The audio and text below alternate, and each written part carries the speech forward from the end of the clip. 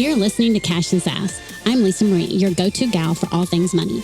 As the Sassy Wealth Queen and the brains behind the Sassy Wealth Coach, I'm here to take you on a thrilling ride from the financial chaos to sassy and sexy money.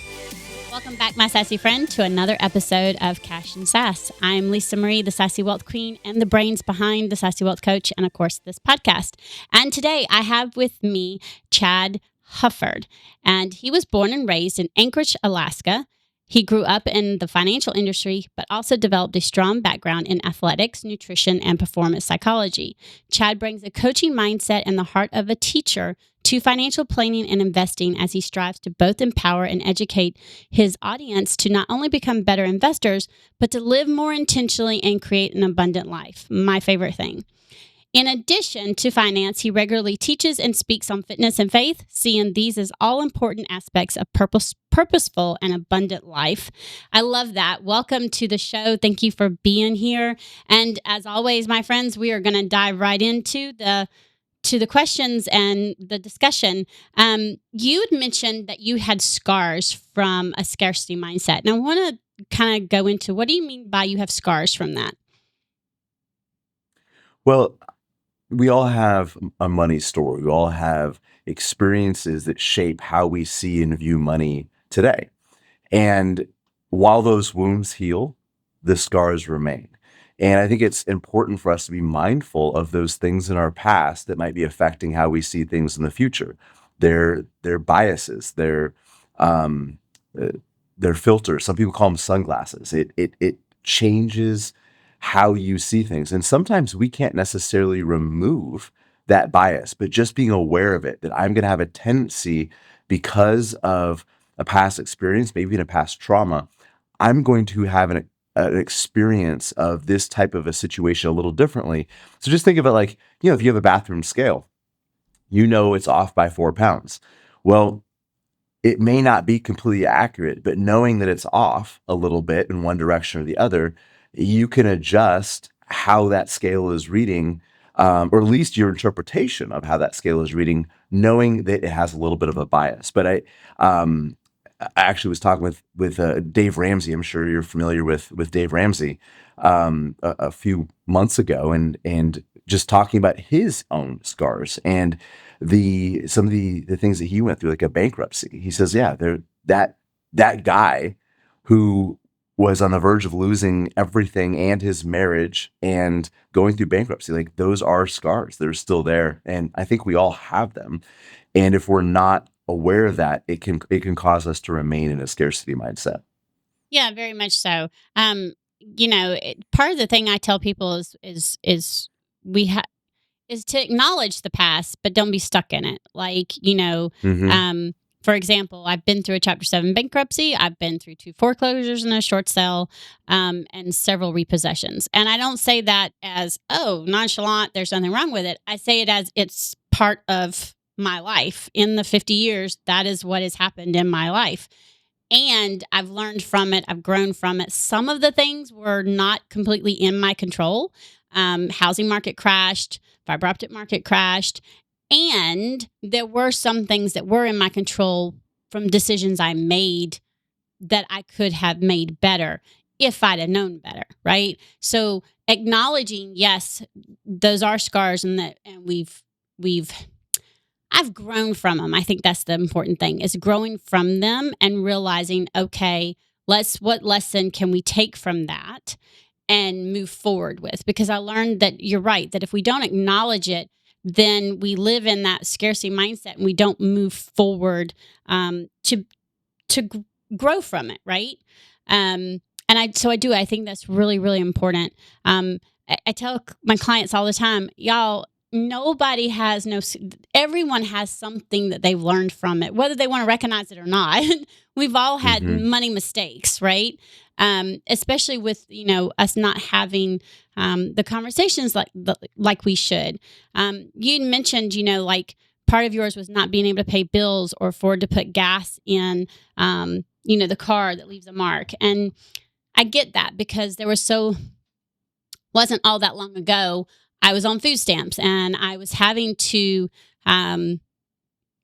before the food stamps, I was having to decide what bill I would pay so that I could put food on the table? Or was I going to be able to put all the food on the table? So, it's one of the things that I love about working with my clients, that they're like, okay, you get it.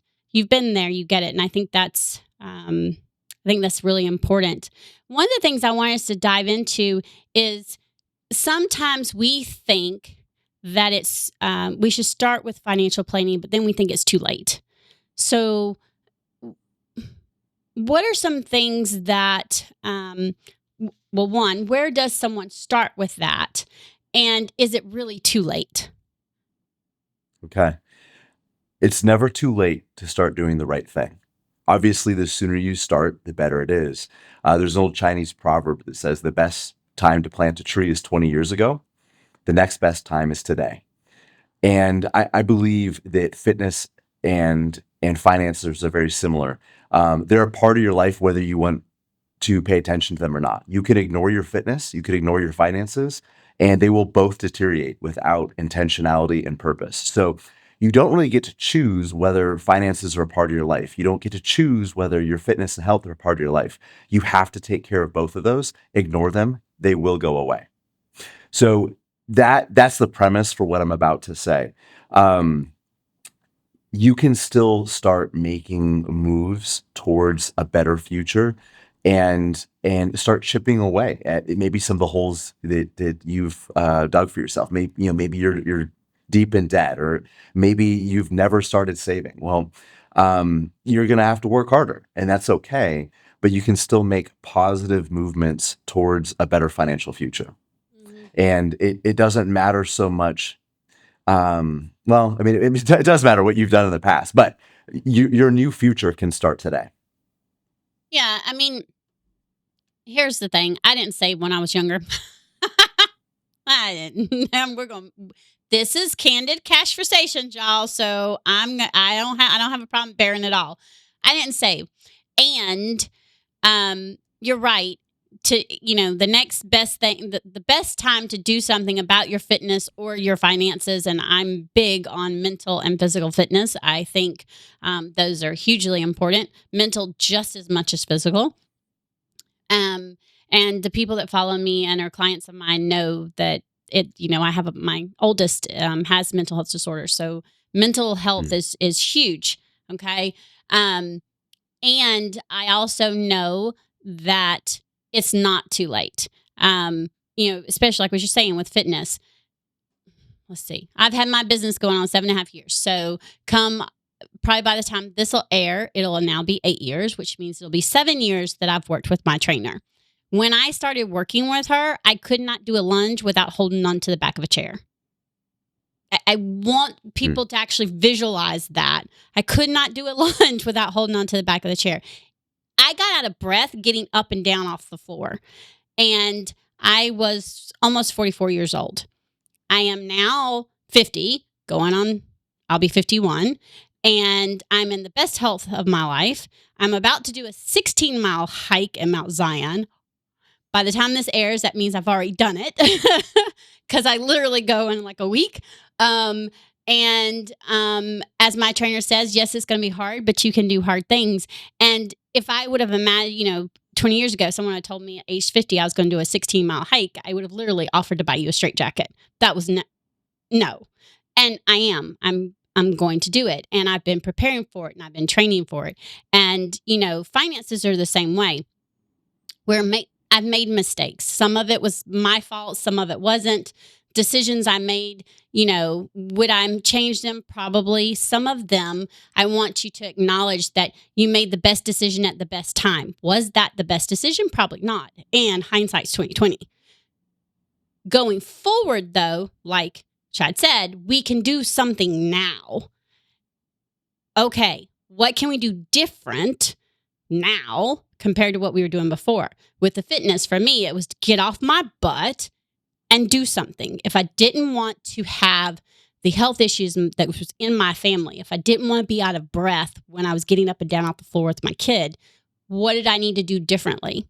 It was move. And I knew I needed accountability. So it was reach out and get accountability. And that's changed the trajectory of my business and my health, mentally and physically, forever. So it's never too late. I've seen so many people be able to change their mindset, their trajectory on their fitness, and their money, and not realize, oh my gosh, I'm 55 or I'm 60 or I'm in my 40s and it's too late. Really, honestly, it's not, right? And, I mean, am and I it's going to be able to always going to save as be, much in an IRA plan as someone who's been doing it since their 20s? No. And can I still put money up and as my business grows, keep putting it up? Absolutely. So it's possible. it's possible. And it's, again, it's, do you want to improve your life? And are you going to be able, if you're 55 years old, you never saved a dime, you're probably not going to be a multimillionaire by age 65. Do you need to be? Maybe not. And can you still make your life better? Absolutely. But it has to start today. Like, you have to make a decision today that I'm going to start living differently, making different choices because I want something better for myself in the future. And we had a guy, one of the oil field guys, that we talked with.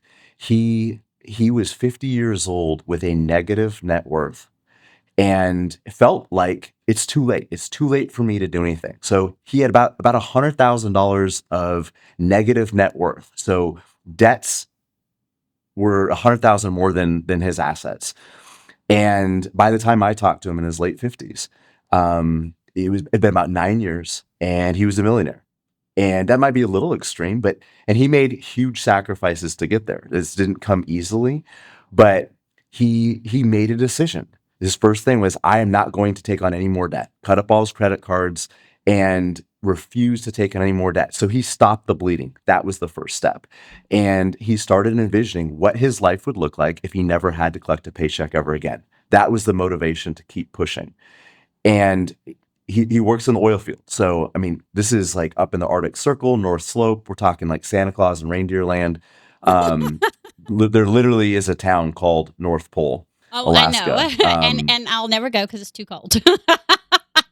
No, I've been up there when it's like 55 below, and these guys work Exactly. in that. Men and women who for 2, 3, 4 weeks at a time, they don't see the sunrise. I mean, it's That's intense. depressing. So it wasn't. Well, and it's, I guess the point being, like, he made sacrifices. Yeah. This wasn't like a magic wand that he waved, Right. but he decided that starting today, I'm living differently because I want a better future for myself. And it was 10 years of a lot of hard work, a lot of sacrifices, but it's paid off. Is he where he would be if he had started that in his 20s to 30s? No.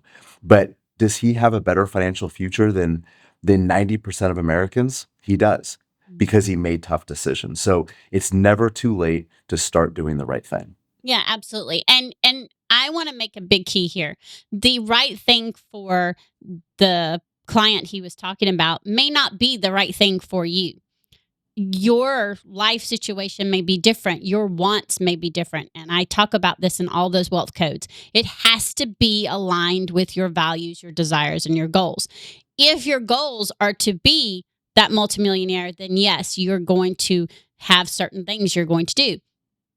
If your goal is to start your own business, or if your goal is to get to a new income level, or if your goal is to save for a vacation or save to put your child through college, whatever it could be, start. I have one client who says, I don't know how I can start putting money away to make sure I have an emergency fund for my business. And I looked at her very simply and I said, 2 things you can do. She said, what? I said, open up the account and move money. And she just looked at me like, what? And I was like, open the account, nickname it, so that's what it exactly is for. And I go into that all the time. Having it just say savings don't mean crap. You want your brain to see all the time what it's specifically for. And just move money. I don't care if it's $5. I don't care if it's 10. I don't care if it's 1,000. Just move money. And then consistently move the money. So you can't do $100 a month. Okay, do 10. You can't do $1,000 a month, but you can do 100. Okay, do 100. The kicker is if you start now and get in the habit, as you have more, you're going to start putting more. And I started doing that with an account called My Girls. Now, you said you have 6, so you'll you'll get this, okay? Kids' school supplies are expensive, okay? And school clothes or clothes, period.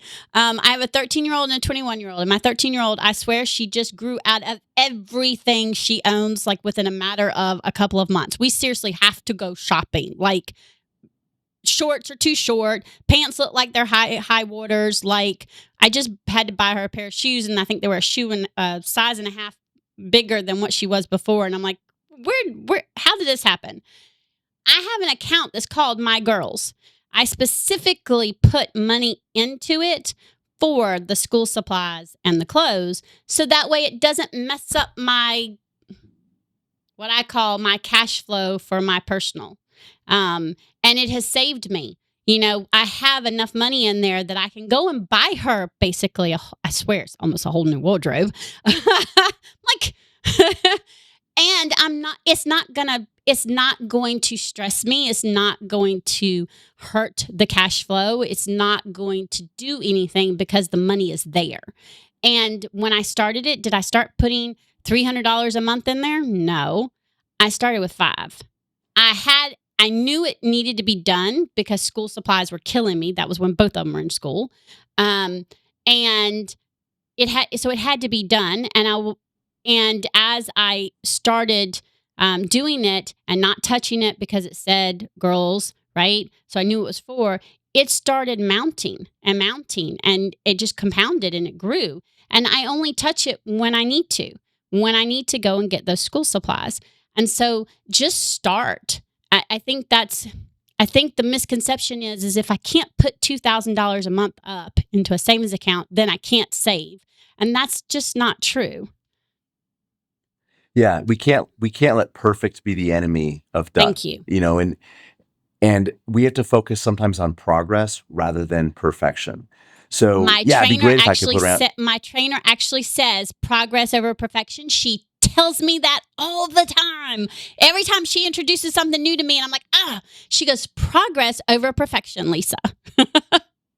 Well, and because too many times, especially people who are maybe more towards a perfectionist mindset or just have a lot of fear, the tendency is to let perfectionism actually be a thinly veiled disguise for fear and for procrastination. We get to kick the can down the road because my budget isn't perfect, my diet isn't perfect yet.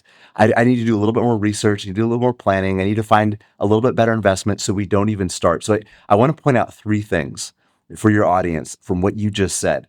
Number 1, you started. You took the smallest step in the right direction, which is still better than any step in the wrong direction. So even if it was small, you took the next meaningful step towards your desired destination. And that's the other thing, is your actions, even if they were small, were in alignment with where you said you wanted to be in the future. And that's huge. A lot of us aren't in alignment. Our actions, and this is way beyond money, but our actions aren't in alignment with the person that we say we want to become or the life we want to have. We need to get our current actions aligned with the future. And then the last thing was intentionality. You said this money is specifically for these things. A lot of people do money in life on accident, and they wonder why things don't go well. You're not going to be financially independent on accident. You're not going to have a great business on accident. You're not going to have a great relationship on accident. But you were intentional and specific. Our mind, the human mind, loves specificity. You give it vague goals, you're going to get really vague results. I love you. Because, yes, I tell people all the time, they're like, well, I just have a savings account and I just put money in. And then I'm like, no. Be specific. And my brain needs the specificity, because if there's not a thing on there for it, then my brain thinks, I can take it from whatever. Y'all, that's how I paid for my daughter's. My oldest is autistic, and she graduated high school. She's on the higher end of the spectrum, but she's on the spectrum. She graduated high school. And the one thing, and she also has a mental health disorders, but one thing she wanted to go on a cruise. She doesn't like people, but she wanted to go on a cruise. I still joke about that. She had a blast. I made it happen. How? She told me in her junior year, and I set an intention. Okay, that's what she wants. We're going to make it happen. I opened up a savings account and I called it graduation cruise, and I started chunking money in there. I had a year and a half. So I backed it, figured out about how much it would cost, backed it, had the plan in place, set the intention, and I started. I put it on a credit card to earn the points, but I immediately moved the money to the credit card to pay it off. I didn't have to charge anything and then pay it off over time. I had all of the money needed because I set that intention. And then I went with the plan. And I think that's really important. It has to be aligned. And you're right. A lot of times our actions aren't aligned with what we say we want or how we say we want to live. And if you say, I want to save for a vehicle or I want to buy a house, and you're spending $500 a month going out to eat, there's nothing wrong with going out to eat. I am not judging. In no way, shape, or form I'm judging. I'm proving a point, though. Your actions aren't aligned. Now, what I suggest is, okay, you're spending $500 a month going out to eat. And a lot of times people don't even realize they're spending that. And they're like, oh, crap. How much do you want to spend going out to eat? How much can you cut off of that? Oh, well, I don't want to do more than $150. Well, there you go. You now have $350 you can chunk into a savings account towards your goal. And now your actions are aligned. And that's where we're talking about is I tell people all the time, you don't have to be honest with me. You ain't got to be honest with Chad, but you got to be honest with yourself. Are your actions aligned with how you're saying you want to live your life and how you're wanting to be and the things that you want? And if they're not, you got to get real and say, okay, what do I need to do to change it? And it may be you're like, yes, I want to spend frivolously. I want to do this. Okay, great.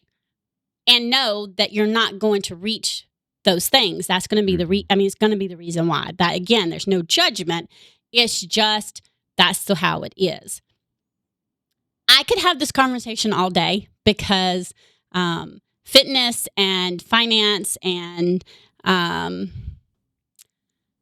lined with our actions is like, honestly, I could see that can be a whole nother podcast. So I don't want to delve into that too much because I've already have wheels turning. What I would like is, what is something what's a costly mistake that some people make when they go to invest that maybe that my listeners can avoid? And I'm going to tell my listeners to make sure you stay tuned because we will dive into the other part in another episode. I got wheels spinning already. I think one of the biggest mistakes investors make is they mistake volatility for risk. They assume that volatility is the enemy. And it's actually tied to another misconception. And we mistake currency for money. Money is not cash. It's not units of currency. It's purchasing power. Because if I have $100 today, and I put that money in a safe, and in 10 years from now I pull it out, I still have $100, but it will not be able to buy as much as it did. So in a very real sense, I've lost money. I still have 100 units of currency, but in a practical sense, I have it's lost no longer money. Worth so what if it we was. look, yes, I've lost money. So if I look at money as purchasing power, and this is where financial independence comes from income. It doesn't come from the value of all your assets at any given time. That's your net worth, but you don't go to Costco bringing your IRA or your 401k statement in retirement. You bring your income. So financial independence comes from having an income that supports your current lifestyle and gradually rises at least the rate that your expenses do. It keeps inflation. It paces inflation. So you can't bring a fixed income into a rising cost world without expecting some disasters. But people, as they get closer to retirement especially, seek relief from volatility by going into fixed income. And they treat volatility like the enemy. And that's a real problem because it causes people to make mistakes. It causes people to conserve or maybe even cripple their long-term income instead of growing their wealth, growing their income over time. So another way to think of this, Lisa Marie, is they choose short-term comfort over long-term security. Mhm. And it's scary. I get it. I mean, your 401k starts looking like a 301k. Just a couple of years ago in 2022, we saw almost every major index go down at least 20%. And you can look at that and say, oh my goodness, like the sky is falling and, Armageddon's coming, whatever. Or you can look at it and say, well, the best companies in the world just went on sale. And, maybe temporarily my account has declined. But if I stay on the path, if I stay invested, if I stay diligent, it will come back, and I can buy at a discount in the meantime. So it's the same experience, but looking at it through different lenses. And if we treat volatility as the enemy, the chances are we're going to select more and more fixed income type investments, Mm. which actually harm our income and our financial security. That's one of Yeah. the biggest Yeah. mistakes I see people making.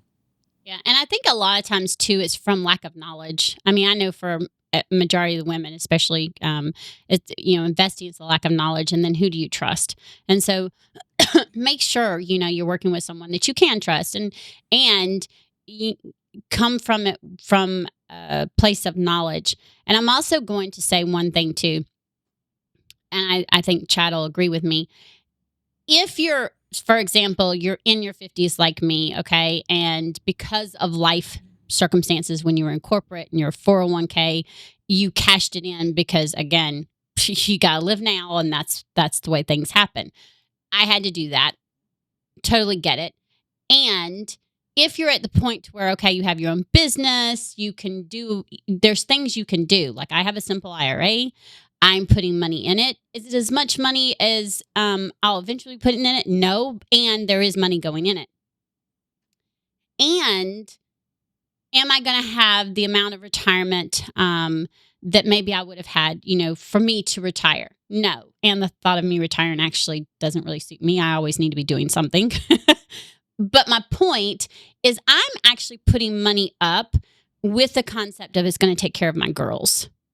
Okay. That's kind of where I want to say. So like someone in their 20s or 30s may be using the IRA or that investing to take care of them so they can retire. My focus is to make sure my girls are taken care of no matter what. So, I want you to think outside the box. I'm sure a whole bunch of people have heard about acorns. That is something I started, and I did the early one. So it's for I didn't do it early enough to do both my girls, but I did the one for my youngest. And it's a roundup, and it's automatically a certain amount of money per week that goes into this, and I don't touch it. And I've been doing it, I think, about 6 months. Y'all, the amount of money that's in there and I don't go and look, I don't go check it. Cause again, with it, you can technically move the money out, not the early part, but yours. Cause I have two parts. I have money that goes in there just to keep investing.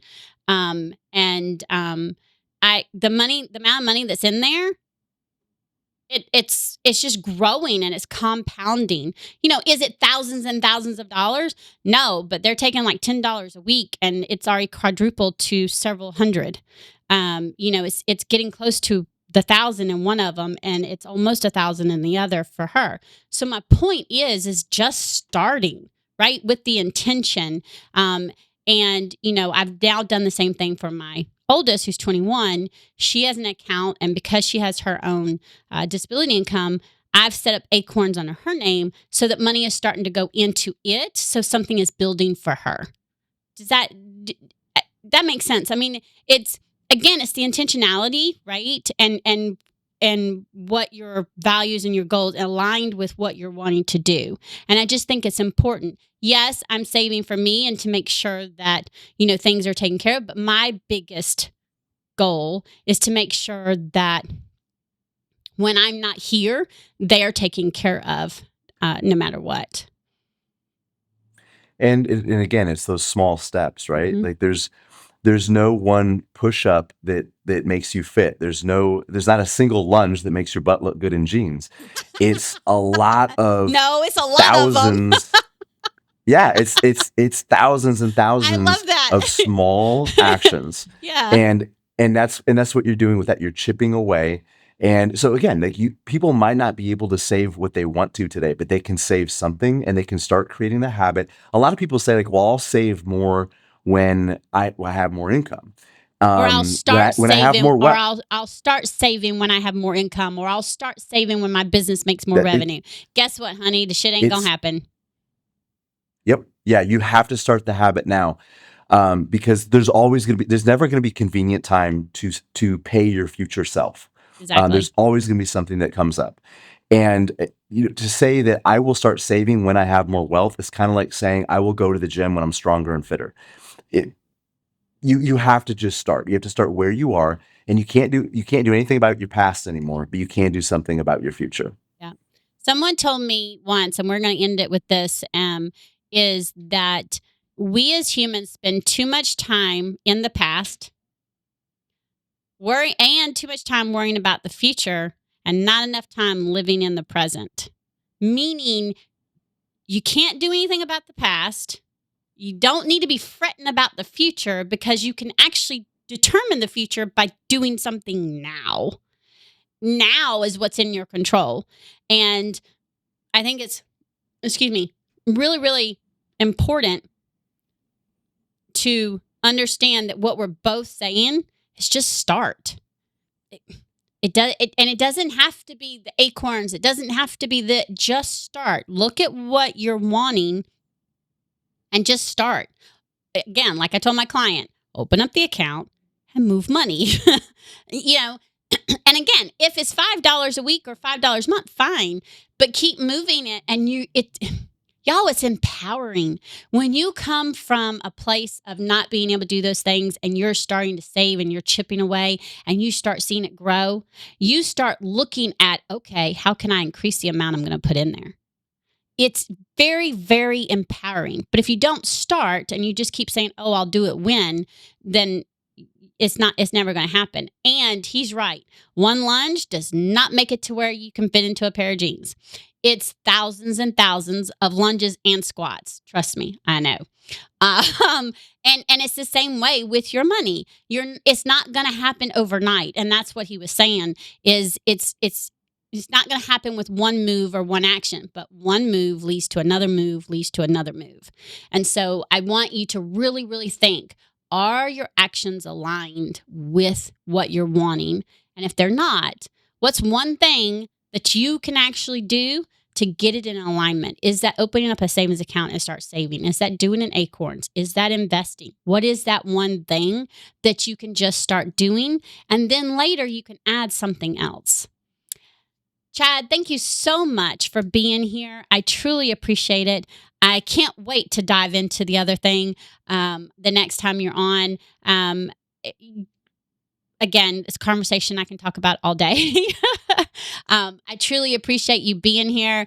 And my sassy friend, until next time, make sure to stay sassy. Bye. Thanks for joining us this week on Cash and Sass. Check us out on social media and on our website at www.thesassywealthcoach.com, where you can download my free Money Story Start Guide.